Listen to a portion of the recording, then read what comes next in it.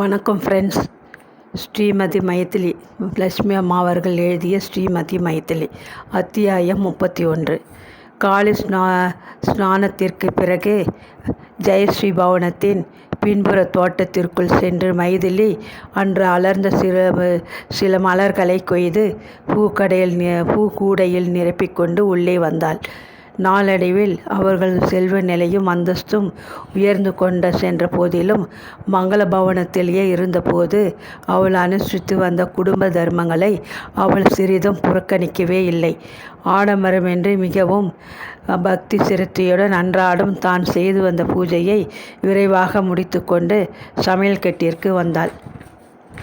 நீலகண்டன் உத்தரவுக்கு கட்டுப்பட்டு அவள் சமையலுக்கு ஒரு பாட்டியம்மாளை தங்கள் வீட்டில் அமர்த்தி கொண்டிருந்தாள். ஆள் இருந்த போதிலும் தன் கணவனது சாப்பாட்டு விஷயத்தை தானே கவனித்தால்தான் அவள் மனம் அமைதியுறும். எனவே அன்று காலை போஜனத்தின் திட்டங்களை எடுத்து கூறிவிட்டு வேண்டிய சாமான்களையும் எடுத்து கொடுத்துவிட்டு வெளியே வந்தாள். கணவன் போஜனம் செய்துவிட்டு தன் கம்பெனிக்கு புறப்படுவதற்குள் அவளுக்கு தினசரி கொள்ளை காரியங்கள் காத்து கிடந்தன. ஒவ்வொன்றையும் நேரடியாக தானே கவனித்து முடிப்பதில் ஒரு அலாதி ஆனந்தம் அவளுக்கு இருந்தது. செட்டியார் அம்மா வந்திருக்காங்க என்ற வேலைக்கார பையன் ஓடி வந்து பராக்கு கொடுத்தான். மைதிலி மிகவும் ஆவலுடன் பரபரப்பாக வாசல் ஹாலுக்கு ஓடினாள்.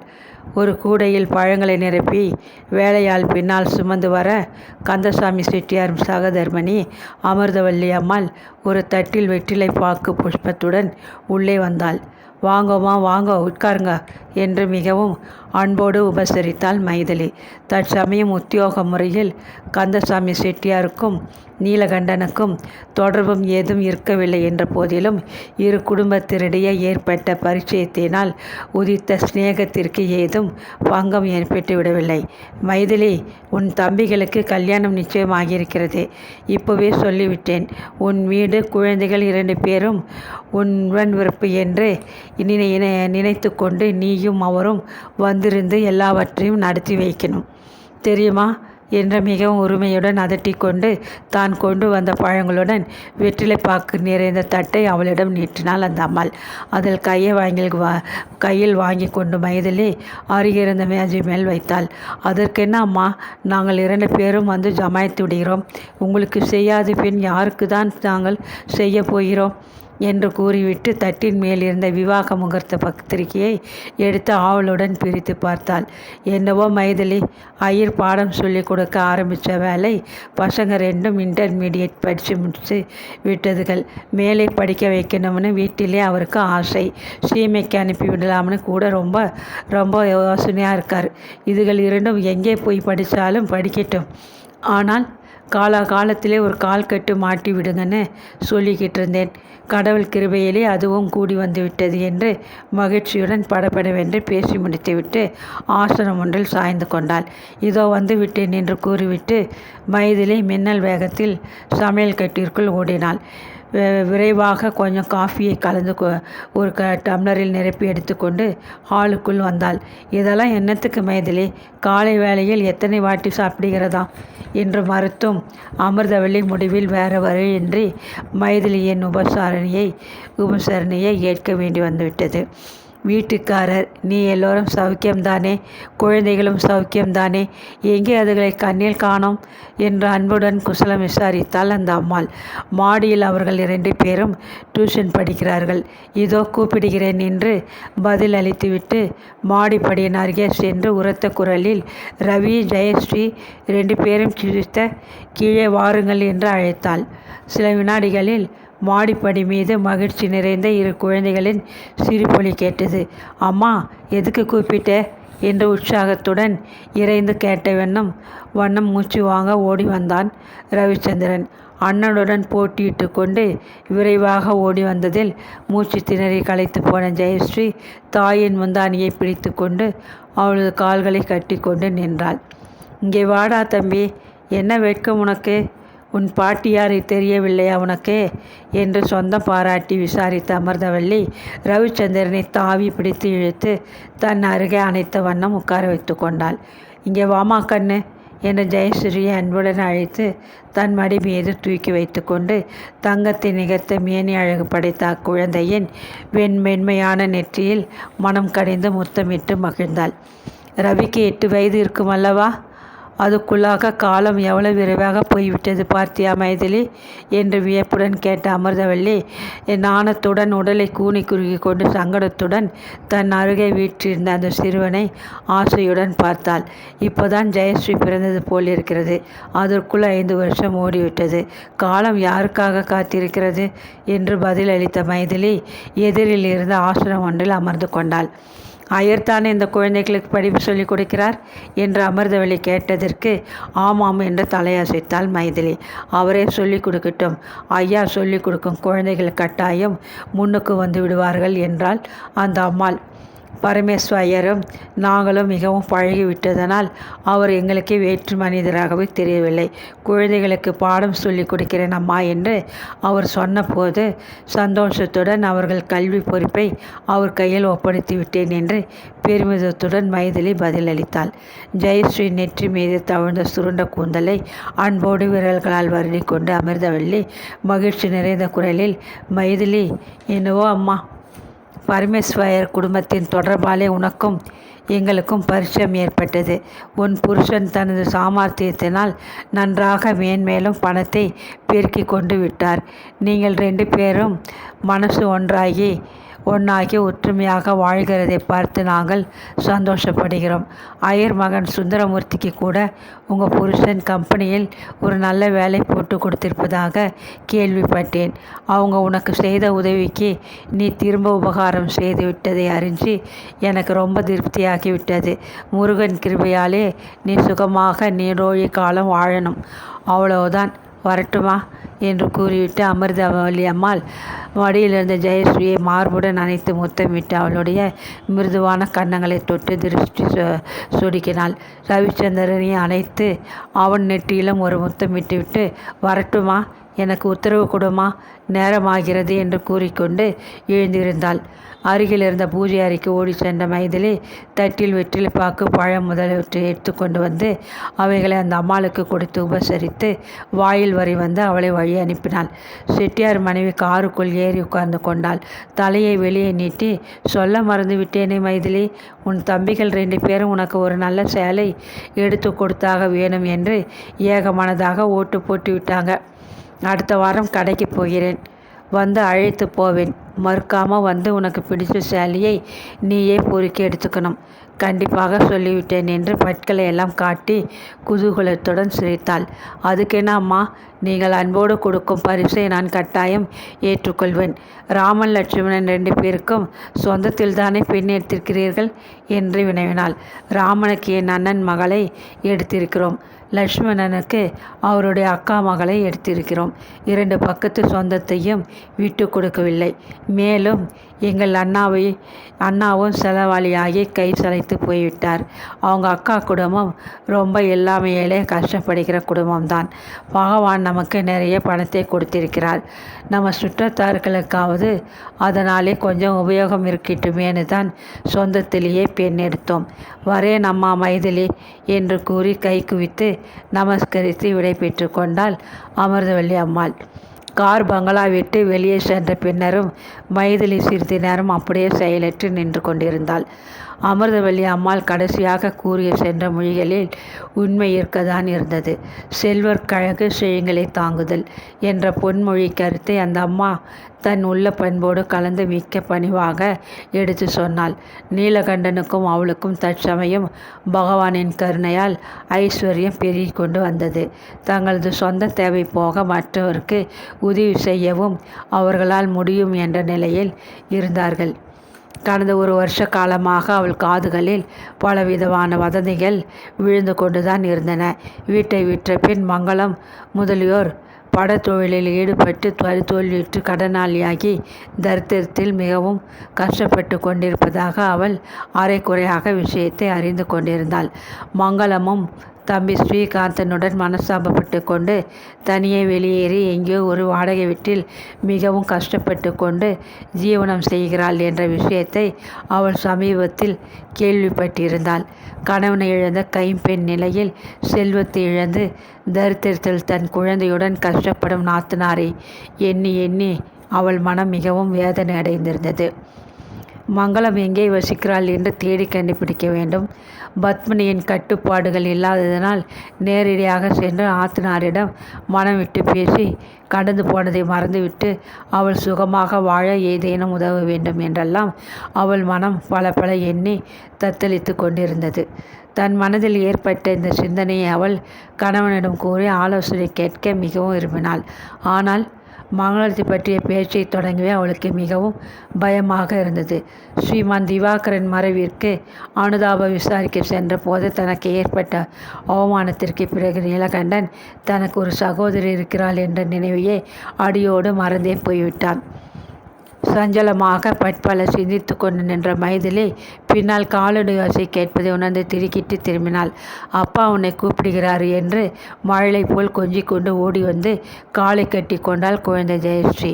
வெளியே புறப்பட ஆயத்தமாக உடுத்தி கொண்டு மாடியிலிருந்து இறங்கி வந்த நீலகண்டன் ஹாலில் நின்று கொண்டிருந்தான்.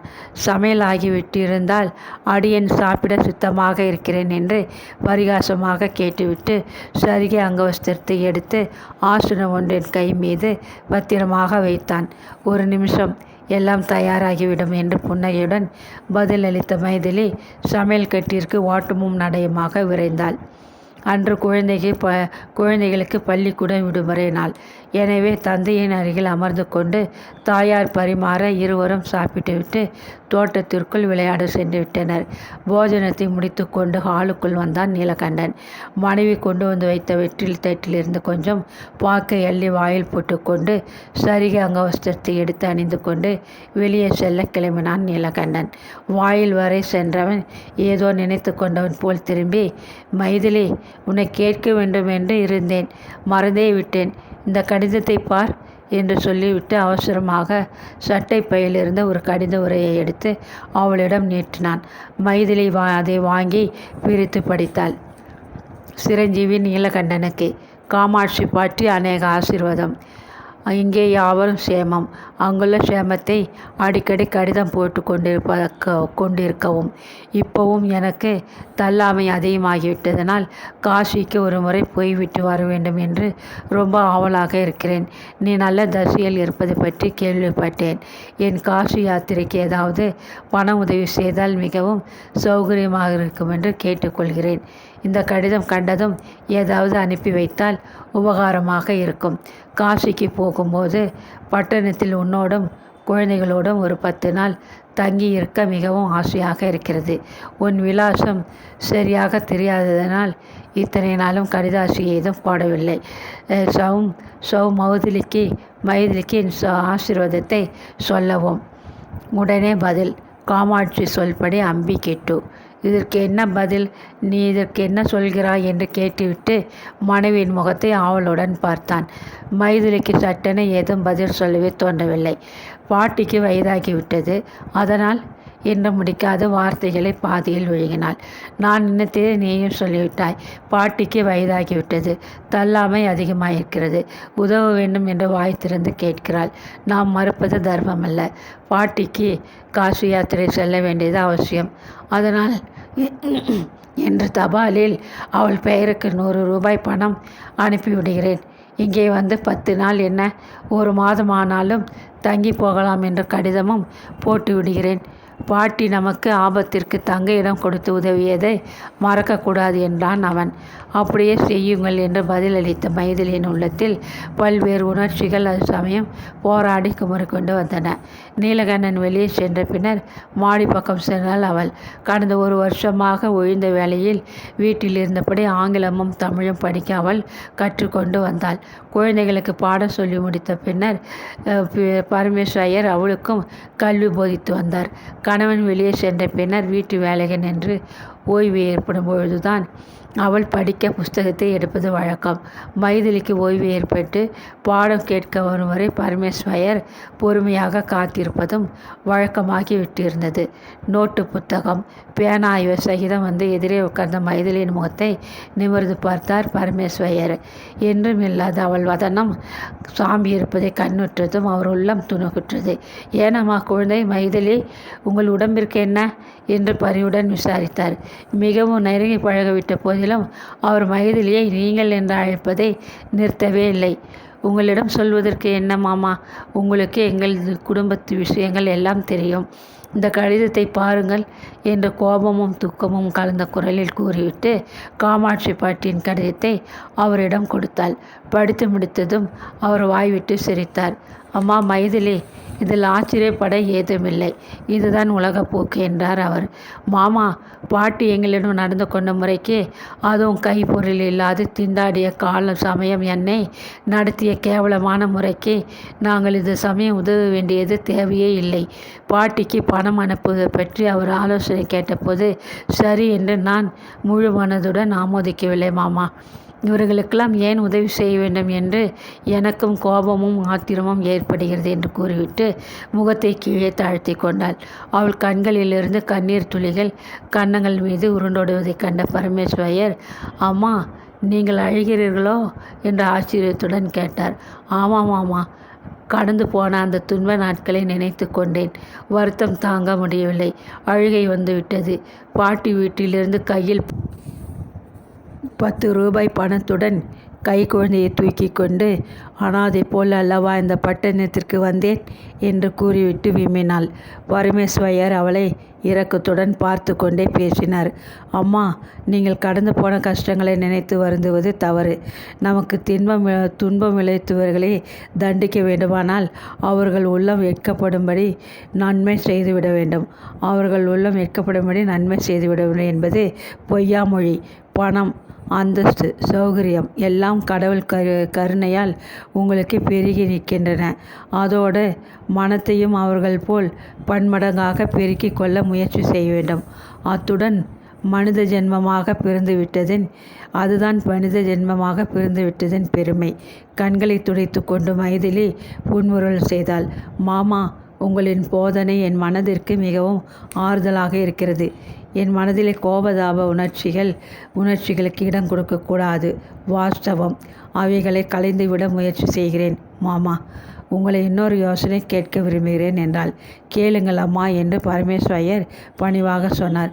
கை குழந்தையுடன் பட்டினம் வந்ததும் என் சிநேகிதி ஜானகிபாய் என்பவள் வீட்டிற்கு தங்க சென்றேனே, ஞாபகம் இருக்கிறதா என்றாள். நன்றாக இருக்கிறது. நீங்கள் சொல்லப் போவதையும் என்னால் ஊகிக்க முடிகின்றது. அன்று இடம் கொடுத்து உதவி செய்ய மறுத்த ஜானகிபாய் தற்சமயம் உங்கள் உதவியை வேண்டுகிறாள் இல்லையா என்று கேட்டார் அவர் சிரித்து கொண்டே. சரியாக சொல்லிவிட்டீர்கள். ஜானகிபாயின் தம்பிக்கு நான் என் கணவரிடம் சொல்லி எங்கள் கம்பெனியில் ஒரு வேலை தேடித்தர வேண்டுமாம். கடிதத்திற்கு மேல் கடிதம் எழுதுகிறாள் என்றால் மைதிலி. கம்பெனியில் தற்சமயம் ஏதாவது வேலை காலி இருந்து அந்த பையனும் தகுதியுடையவனாக இருந்தால் கட்டாயம் உதவி செய்யுங்கள் அம்மா. அவர்கள் உள்ளம் குறுகி இருந்தால் நமது உள்ளமும் குறுகி இருளடைந்து போக வேண்டியது அவசியமில்லை என்றார். இன்றைய மனநிலையில் எனக்கு பாடம் கற்க விருப்பமில்லை. நாளைக்கு பார்த்து கொள்ளலாம். கடைசியாக ஒரு ஆலோசனை கேட்க விரும்புகிறேன். யோசித்து எனக்கு புத்தி சொல்லுங்கள். என் நாத்தனார் மங்களம்மாள் தன் குழந்தையுடன் மிகவும் கஷ்ட திசையில் இருக்கிறாள். எனக்கு உதவி செய்ய வேண்டுமென்ற ஆசை இருக்கிறது. ஆனால் என் கணவர் அவர்கள் மீது ரொம்பவும் கோபமாயிருக்கிறார். எப்படி விஷயத்தை ஆரம்பிப்பது என்றே தெரியவில்லை. தாயை போல் தம்பியை அடிநாளிலிருந்து வளர்த்து விட்டவர் என் நாத்தனார். அவர்களுக்கு உதவி செய்யாது கைவிட்டால் மகாபாவம் வந்து சம்பவிக்கும் என்று நான் நஞ்சுகிறேன் என்றால் துக்கம் தொண்டையை அடைக்க. மைதிலி, அவர்களுக்கு இந்த சமயம் உதவி செய்ய வேண்டியது உங்கள் கடமைதான். கொஞ்சம் பொறுமையாக இருங்கள். உங்கள் கணவர் மனம் மாறிவிடும். இரத்த பாசமானது எத்தனையோ விசித்திரமான மனமாற்றத்தை உண்டாக்கும் என்பதும் யாவரும் அறிந்த உண்மை. மங்களம்மாள் எங்கே வசிக்கிறார்கள், அவர்கள் நிலைமை என்ன என்று முதலில் நான் விசாரித்து வருகிறேன். பிறகு நீங்கள் அதை பற்றி உங்கள் கணவரிடம் பேசலாம் என்று கூறிவிட்டு எழுந்திருந்தார். மைதிலி கீழே இறங்கி வந்தாள். சாப்பிடும் நேரம் சென்று விட்ட போதிலும் அவளுக்கு உணவின் மீது ஆர்வமோ பசியோ இருக்கவில்லை. வாழ்க்கையில் தான் எத்தனை முட்டுக்கட்டைகள்! பணமில்லை என்று ஒரு காலத்தில் வறுமை அவர்கள் வாழ்க்கையின் குறுக்கே வந்து முட்டுக்கட்டை போட்டது. பணமும் அந்தஸ்தும் வேண்டிய அளவு வந்துவிட்ட தற்சமயம் அவைகளை தனது சுற்றத்தார், நண்பர்கள், மற்றவர்களுடன் பங்கிட்டு சுகமாக வாழ விருப்பமின்றி வன்மம் என்ற பேய் மனதிற்கு முட்டுக்கட்டை போட்டுவிட்டது. ஜானகிபாய், காமாட்சி பாட்டி முதலியோருக்கு உதவ மைதிலிக்கு மனதில் இடம் ஏற்படவில்லை. தன் சகோதரி மங்களத்தின் கஷ்டத்தை நிர்வத்திக்க நீலகண்டன் மனம் இடம் கொடுக்கவில்லை. சேச்ச, என்ன வாழ்வு! இப்படி இருக்கக்கூடாது. செல்வத்தில் நிறைவு ஏற்பட்டது போல் உள்ளத்திலும் நிறைவு அல்லவா வேண்டும் என்று தனக்குள் சிந்தித்து கொண்டிருந்தாள்.